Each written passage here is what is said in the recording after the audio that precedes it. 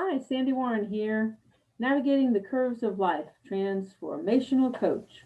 Hope that this video finds you well and happy today. This is Earth Day, and so we've been talking about April showers and May flowers, and today, at least in my space, we can talk about the chill. And so it reminds me that every time we think we're in charge, Mother Nature has a way of reminding us that we're really not. And so the only constant in life is change. So, how are you adjusting to the changes? Maybe thinking about the flowers that are growing in your garden and how they're changing. Maybe we can all take a lesson. So, we've talked about different characteristics of different flowers, whether you're a rose or a wildflower or anything in between, a tulip. And we have talked about the different characteristics and how flowers have characteristics. We, as individuals, have characteristics. We have our own personality traits. And the flowers don't walk around comparing themselves to each other. And so, my suggestion is that we really shouldn't compare ourselves to each other either. Certainly, we can learn from each other and we can emulate certain things and we can duplicate things that work. No need to reinvent the wheel, I think is the saying. But when we're in our own garden, we all grow at different rates and we have different characteristics.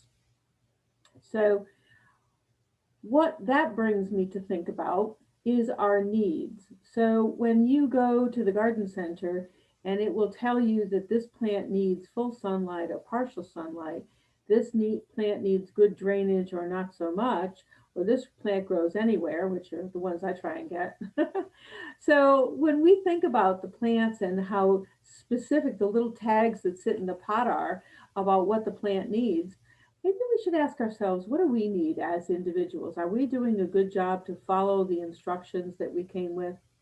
So what is it that our individual needs require? Not a spouse's, not a partner's, not a kid's, not a mother, not a dad's, not a neighbor's, but our personal needs.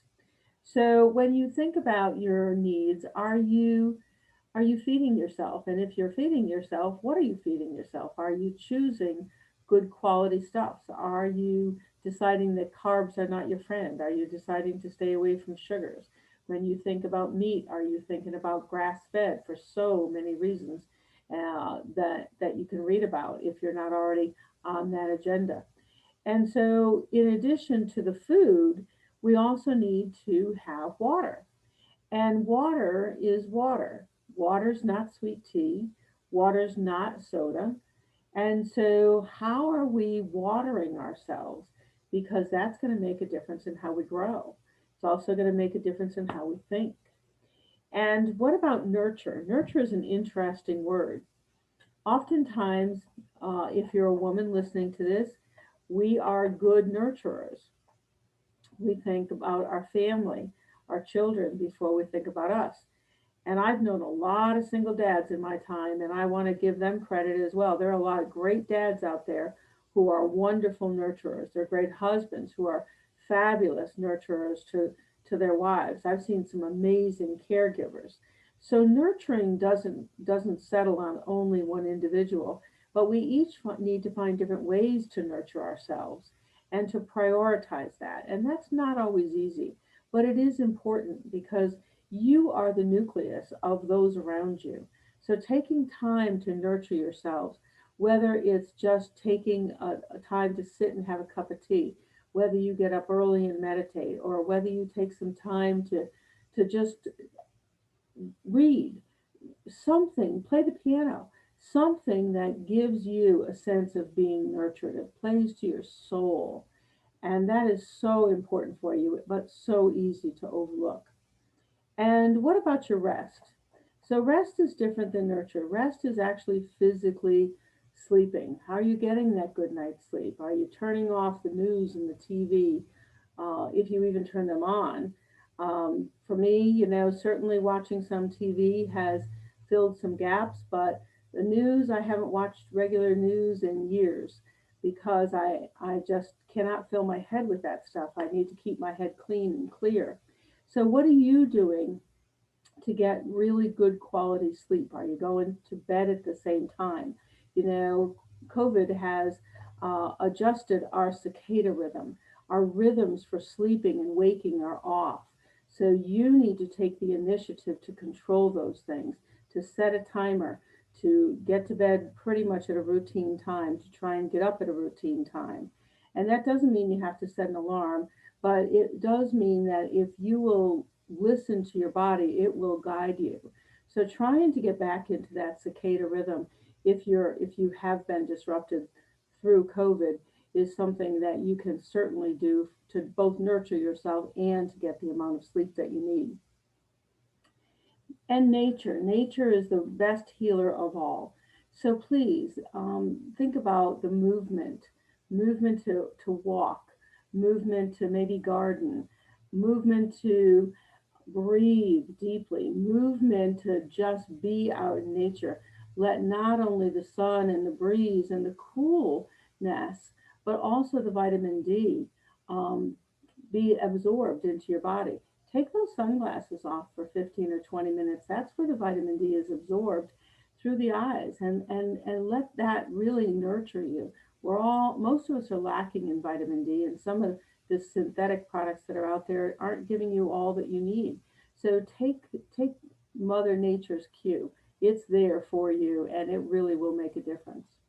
And I want to read you a poem in conclusion for today that I thought was kind of appropriate for the day.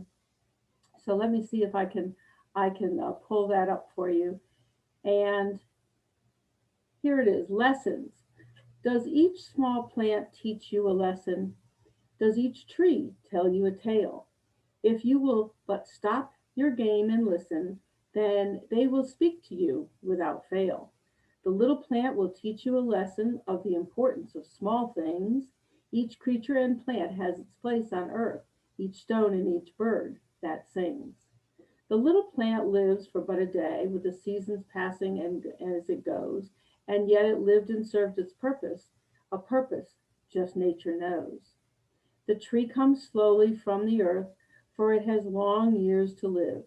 Many decades its fresh green shade to children the tree will give. You may be gone with the while the tree grows on.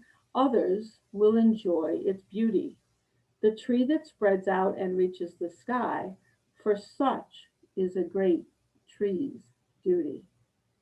That is the lesson and that is the tale a plant and a tree will tell.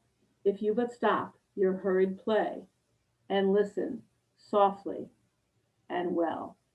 I hope that you enjoyed that and that you think about taking some time for yourself on this day and maybe into the weekend to get out in the environment, to respect the earth, to do what you can and your committed uh, determinations for your home and your reuse and recycle.